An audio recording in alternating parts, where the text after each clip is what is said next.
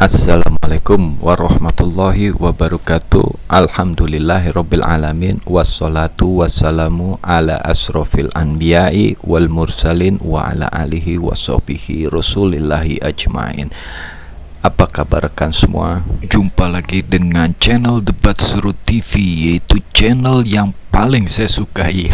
Ya iyalah, channel saya sendiri, masa saya nggak suka? Oke lah, baiklah kawan, semoga semuanya dalam keadaan sehat-sehat. Dan sebelumnya saya ucapkan selamat berpuasa ya, walaupun sebentar lagi kita sudah masuk satu Syawal, yang artinya kita semua umat Islam akan merayakan hari raya Idul Fitri, yang hari yang kita tunggu ya.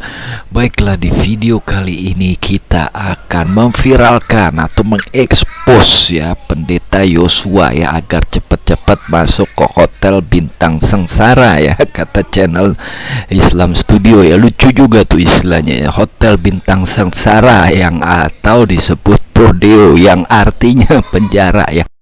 Nah, ini dia pendeta murtadin yang kebohongannya paling banyak dan bakal ikut menyusul Aman Suherman dan pendeta Yusuf Manubulu ke hotel berbintang sengsara atau hotel prodeo.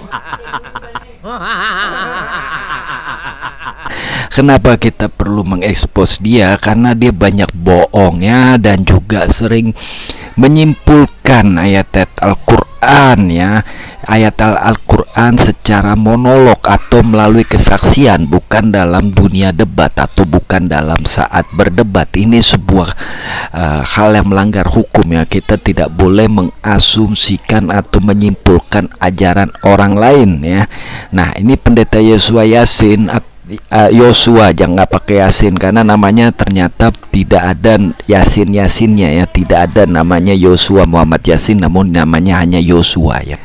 Mari kita langsung ke videonya, nanti saya respon ya. Yang pertama adalah mengenai dia katanya diajarin untuk membunuh kafir oleh ustadznya, dan selanjutnya penafsiran seenak udelnya mengenai surat Az-Zukhruf ayat 61, yang dimana dia katakan hanya Isa yang memberi pengetahuan tentang hari kiamat dan hanya Isa yang memberi keselamatan. Itu dia tafsir sendiri surat Az-Zukhruf. Oke, baik rekan semua, semoga tontonan ini membawa manfaat dan dilihat oleh kepolisian untuk memproses makhluk ini ya, si botak setengah. Oke, lanjut.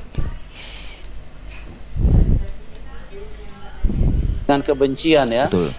Nah, mungkin Bapak bisa ceritakan itu, apakah memang dari kecil Bapak didoktrin untuk membenci kekristenan apa bagaimana Pak? Bisa dibagikan kepada ini Pak, kepada penonton YouTube.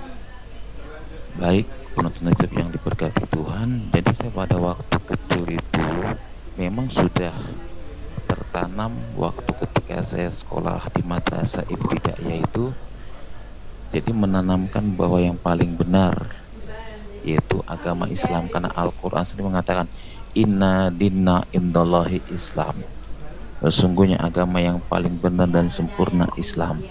Di luar agama Islam itu nggak ada yang sempurna. Jadi saya menganggap orang-orang Kristen itu kafir, di luar agama Islam itu kafir. Kenapa? Karena saya diajarin ngaji itu istilahnya, kalau kamu bisa membunuh orang kafir itu mendapat pahala katanya. Nah, jadi saya menganggap Islam itu Kristen itu kafir gitu loh. Saya berusaha pada saat itu. Oke ya, kita langsung aja responnya. Dia tadi bilang bahwa sejak di madrasah ibtidaiyah ya. Sebelumnya saya kasih tahu dulu bagi yang belum tahu, madrasah ibtidaiyah itu setingkat dengan sekolah dasar atau SD ya. Dalam sekolah konvensionalnya itu setingkat SD. Jadi dia sejak SD katanya sudah belajar ngaji dan disuruh membunuh kafir, kemudian akan dijanjikan pahala oleh ustadznya yang ngajarin dia ya kan. Ini sebuah kedustaan luar biasa ya, karena saya yakin tidak ada ustadz yang ngajari itu kepada murid-murid SD-nya atau yang setingkat dengan SD ya. Nah, kalaupun memang kepolisian ingin mencari tahu, bisa menanyai langsung kepada makhluk ini yang bernama Yosua, tanpa Muhammad Yasin, yang bernama Yosua. Tanyain mereka kepada dia siapa ustadznya dia yang pernah ngajarin untuk membunuh kafir mendapat pahala saat dia masih di ibtidaiyah ya. Jika tidak, maka ini fitnah luar biasa terhadap ulama atau guru ngaji ya. Secara umum guru ngaji difitnah karena dia menyebut diajarin, artinya dia tidak menyebut satu individu, namun dia menyebut diajarin. Nah, ini bisa saja menyerang ke semua guru ngaji ya. Ini sebuah kedustaan dari si botak setengah ini. Oke, lanjut ya. Ini yang pertama ya. Ini yang pertama. Jadi soal guru ngaji ini harus dijadikan tanda tanya, yang harus pihak kepolisian mempertanyakan kebenaran pengakuan dia bahwa ada guru ngaji ngajarin membunuh kafir dan mendapat pahala. Oke, lanjut lagi. Tuhan. Mungkin itu jalan-jalan dari Tuhan. Saya dibimbing oleh dua hamba Tuhan, Tante Eles Rombo sama Pak John Lumenta, yang bimbing saya sampai saya jadi hamba Tuhan, yang bina saya sampai saya jadi hamba Tuhan. Itu semua karena kemurahan Tuhan. Kalau bukan karena kemurahan Tuhan, saya nggak bisa jadi hamba Tuhan seperti ini. Makanya saya ingin bawa kepada Bapak-Bapak sekalian, penonton dimanapun berada, jangan pernah tinggalkan Yesus. Amin. Jangan pernah tinggalkan Yesus. Kenapa saya katakan? Karena 48 Al-Fat ayat 2. Saya boleh buka Al-Quran sedikit Pak ya? Silakan Pak. Ya, ini lucu ya. Dia mengatakan jangan tinggalkan Yesus, jangan pernah tinggalkan Yesus ya. Ujung-ujungnya kok buka Al-Fat ayat 2, ujung-ujungnya buka Al-Quran. Apa hubungannya? Ya? Dia ini ya mau menjelaskan superioritas agamanya, dia menjelaskan superioritas Yesus ya, namun dengan menjelekkan Nabi Muhammad. Kenapa saya menjelekkan Nabi Muhammad? Karena di surat Al-Fat yang akan dia bacakan nanti itu tertuliskan bahwa Allah mengampuni dosamu yang telah lalu dan yang akan datang. Lalu dia mengatakan bahwa Nabi Muhammad aja berdosa, tidak bisa menyelamatkan. Sedangkan Yesus bisa. Ini kan sama aja kalau iklan, ya iklan. Dia bilang kecap saya baik, nah kecap penjual lain jelek. Itu kan nggak boleh dalam iklan begitu kan? Dibacakan Pak, silakan. 48 Al-Fat ayat 2 dikatakan agar Allah memberikan ampunan kepadamu Muhammad atas dosamu yang lalu dan yang akan datang. Agar Allah memberikan ampunan kepadamu Muhammad atas dosamu yang lalu dan yang akan datang. Bayangin saudaraku yang dikasih dalam Tuhan, selama ini mereka membanggakan maaf kata Muhammad tapi tidak bisa menyelamatkan. Tapi kalau kita datang kepada Yesus, Yesus yang menyelamatkan pribadi kita. Ini sudah jelas. Yohanes. Nah ini ya, ini sudah merupakan penghujatan dan penghinaan terhadap agama Islam. Kenapa? Bagaimana tidak ya? Dia mengagungkan atau mengekspos keutamaan agamanya dia, kemudian dia menjelek-jelekan Nabi Muhammad dan mengatakan Nabi Muhammad itu berdosa, tidak menyelamatkan, sedangkan Yesus bisa. Ini tidak benar namanya kan. Ini tidak benar, apalagi ini bukan dalam ranah diskusi, namun dalam ranah kesaksian, di mana si Yosua ini monolog dan secara sengaja dia publis ya. Walaupun memang yang publis ini Yusuf Manubulu, tapi dia tahu bahwa kesaksiannya itu dipublis secara live. Dan berarti dengan sengaja dia sudah mengetahui bahwa kesaksiannya dia ini akan dipublis secara live. Ini bisa membaratkan dia. Ini polisi tolong diproses orang ini. Dia membanggakan agamanya dia, atau menyanjung-nyanjung agamanya dia atau Yesusnya dia, kemudian menjatuhkan Nabi Muhammad. Ya, kalau kamu mau menyanjung Yesus ya, menampilkan keutamaan Yesus, silakan. Tidak ada yang di Indonesia ini yang melarang orang Kristen berdakwah, tetapi yang dilarang adalah ketika Anda berdakwah sembari membuka kitab suci agama lain untuk menjatuhkannya, untuk menunjukkan bahwa saya yang terbaik sedangkan agama sebelah tidak baik. Ini sudah tidak benar. Oke, lanjut. 14 ayat 6 dikatakan, akulah jalan kebenaran dan hidup, tidak ada seorang pun yang datang kepada Bapa kalau tidak melalui aku.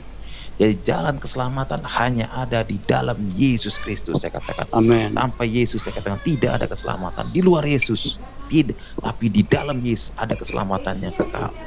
Al-Quran 43 Al-Azruk. Tuh kan aneh kan? Aneh lagi kan? Dia menjelaskan tidak ada keselamatan di luar Yesus, terus bawa Al-Azruk lagi disebut. Mana ada Al-Azruk? Azukruf. Ya ini kan orang kurang ajar namanya kan. Dia mendakwakan agamanya sembari buka-buka Al-Quran. Coba mana ada umat Islam yang kayak begitu, kecuali si Yosua ini ya. Yosua ini benar-beneran ya, dia menjelek-jelekan Islam ini namanya ya. Kita lanjut lagi. Dengan jelas mengatakan, dan sesungguhnya Isa benar-benar memberikan pengetahuan tentang hari kiamat. Karena itu janganlah kamu ragu-ragu tentang kiamat itu, dan ikutilah aku, inilah jalan yang lurus. Ini Al-Quran sendiri menjelaskan jalan yang lurus hanya mulai Isa. Yang bisa memberikan pengetahuan tentang hari kiamat hanya Isa.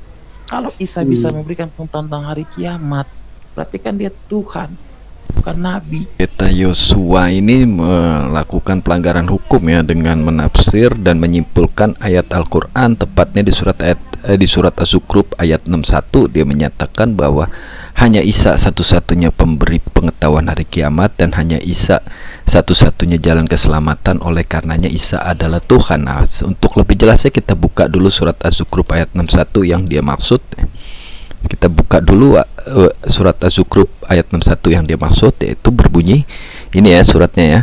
Sesungguhnya dia Isa itu benar-benar menjadi pertanda akan datangnya hari kiamat. Oleh karena itu jangan sekali-sekali kamu ragu tentang kiamat itu, dan ikutilah petunjukku, inilah jalan yang lurus. Nah, lalu di sini kita baca yang ternyata adalah pertanda akan datangnya hari kiamat, bukan pemberi pengetahuan tentang hari kiamat.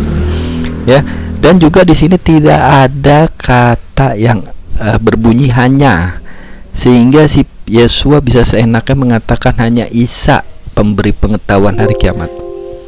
Ya, dia bilang hanya Isa. Dari mana hanya Isa pemberi pengetahuan hari kiamat dan hanya Isa jalan keselamatan itu di surat 61 Az-Zukhruf ini kan? Nggak ada. Ini lagi-lagi penafsiran sepihak dari orang di luar Islam. Ini sudah melanggar hukum. Tolong Pak Polisi agar si Yosua ini ditindak, karena dia sudah menafsirkan ayat suci Al-Quran, di mana ayat suci Al-Quran ini bukan kitab sucinya dia, dan dia bukan dalam keadaan berdialog, namun monolog dalam ranah kesaksian.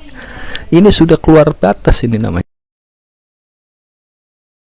Saya rasa video kali ini cukup sudah, dan kebetulan baterai laptop saya juga udah mau habis, dan semoga bermanfaat dan video ini bisa di viral ya, atau paling tidak ditonton oleh pihak kepolisian untuk menindaklanjuti perbuatan dari si Joshua Yasin ya. Joshua nggak pakai Yasin ya, ini orangnya ya. Semoga bisa ditindaklanjuti, karena dia banyak bohong, dan video-video berikutnya akan saya ulas lagi kebohongan-kebohongan dia ya. Dan terima kasih sudah menyaksikan. Assalamualaikum warahmatullahi wabarakatuh. Sampai jumpa lagi di video-video Debat Channel TV berikutnya di masa datang.